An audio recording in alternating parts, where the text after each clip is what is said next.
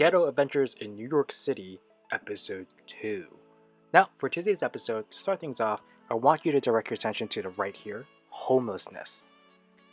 Everyone, friendly PSA to everyone out there, do your part.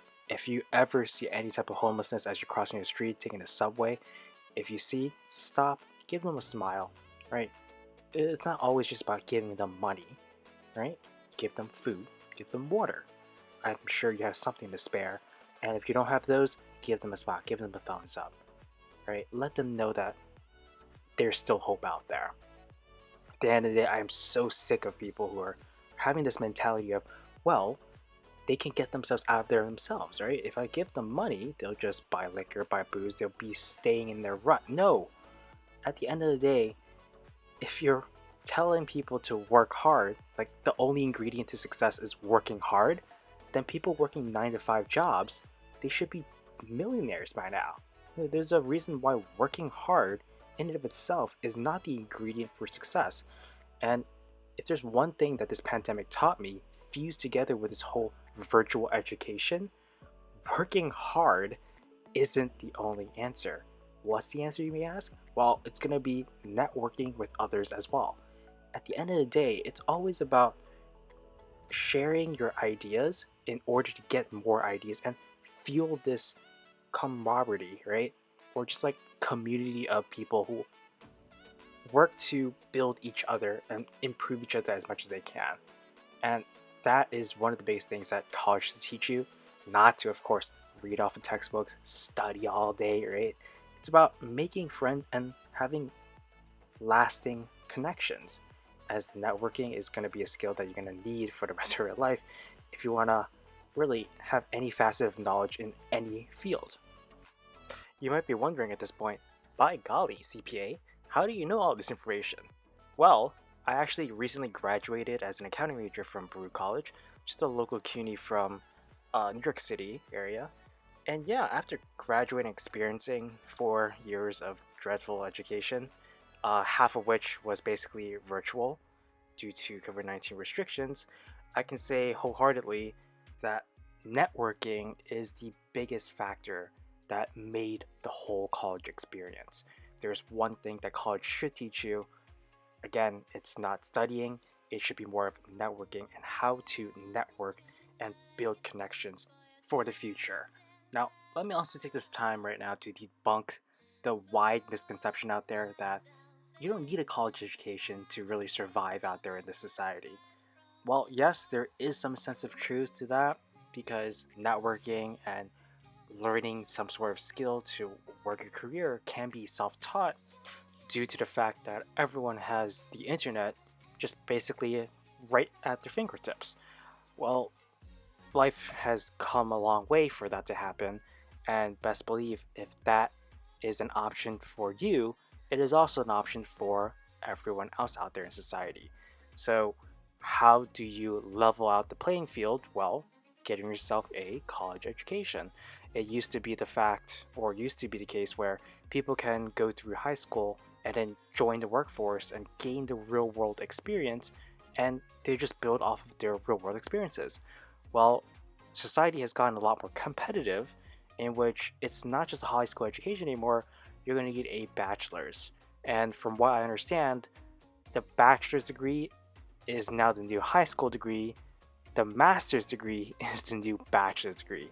In other words, everything is getting really much diluted because there's just so many more people that are going to college and pursuing more and more studies in order to make themselves more competitive out there in the workforce.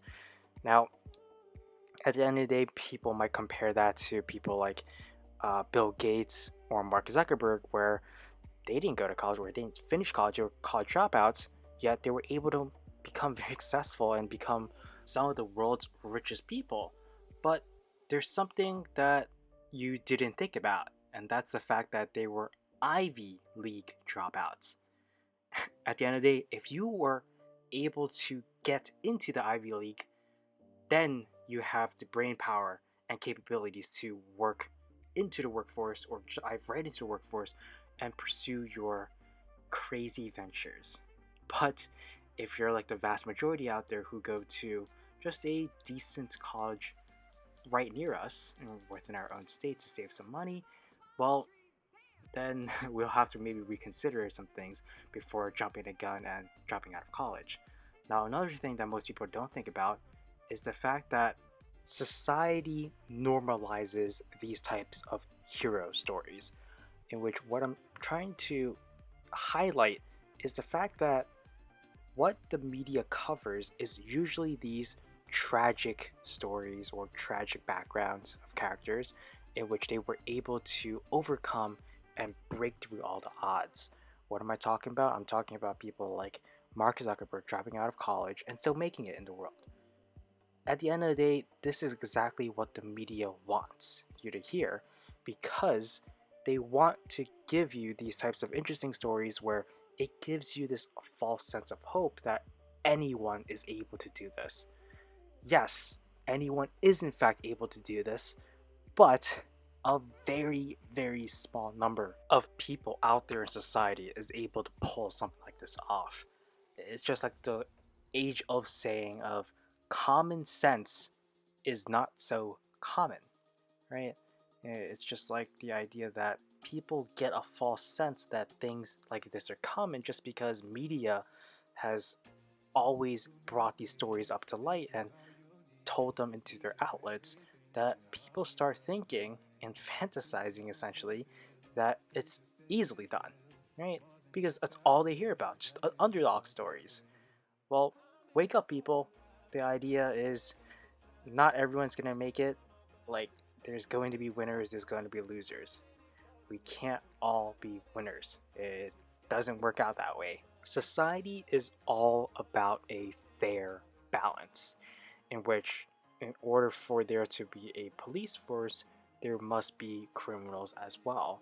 In order for there to be teachers, there must be students. You start to get the point in which there must be one thing for another thing to happen and show up. This is why at the end of the day, we can't have a society of just winners, because how are you going to be justified or classified as a winner if everyone around you is also succeeding, right? And at the end of the day, you have to realize, and this is how you really start to think. I don't know, I think this is a little bit too much of a pessimistic view on how you view the societal outcomes of things, but what I've developed through the pandemic is virtually this mindset of, if something doesn't work out, just be happy that you possibly were the contributing factor that made someone else's life a lot happier. Now, I'm not even gonna front, I lost quite a bit of money with regards to GameStop as I held it for a little too long and things didn't work out as things quickly tumbled. But hey, at least there were a lot of people that made it out and made significant amounts of money as they were able to pull out and not be as greedy as I was. So props to them. But at the end of the day, just realize you're also part of the journey for other people's successes as well. So if you fail, someone else succeeded. If you succeeded, unfortunately someone else failed. It's a win-loss situation. We can't all be winners. Well, at least we can't all be winners all the time.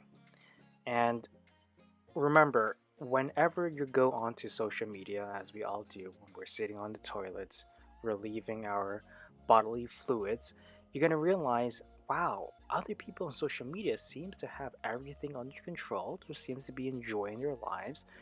But realize, all social media is a highlight reel. It only exists to show other people the highlight of that particular day, week, or maybe just the particular vacation that they were on that summer. By no means is it something that they experience every single second of their lives, because again, there has to be a balance. In order for it to be a highlight, they had to have experienced some low light that life tosses them. So remember, we're all human. We're not all living what we're living in our social media accounts.